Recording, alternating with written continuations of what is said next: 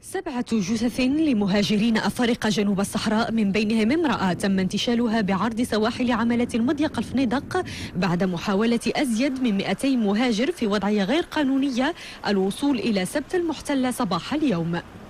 حاول مع الساعة ديال السادسة صباحا 6:30 ديال الصباح هجموا واحد العدد ديال الأفارقة ما بين 200 حتى 300 واحد مدججين بالحجار والهراوات، وتلقى لهم عناصر ديال القوات المساعده وديال الشرطه، وتعامل معهم بواحد الطريقه سليمه ولينه. ما كناش نشوفوا هذا المنظر هذا ديال الناس اللي تيجيو وتيهجموا على المخزن ديالنا هنايا وتيضربوا فيهم بالحجار وتيضربوا فيهم بالعصي وتيجيبوا معهم الماس، وهذا الشيء ما عمرنا كنا تنشوفوا.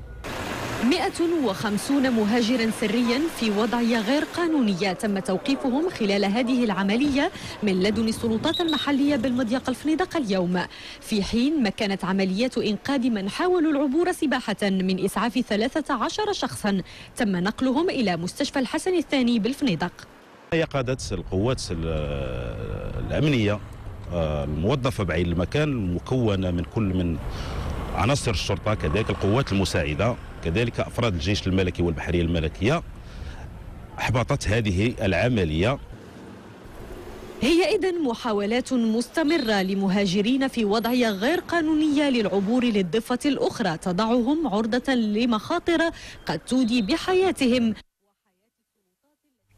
في إطار الجهود المبذولة لمحاربة آفة المخدرات، تمكنت عناصر فرقة مكافحة المخدرات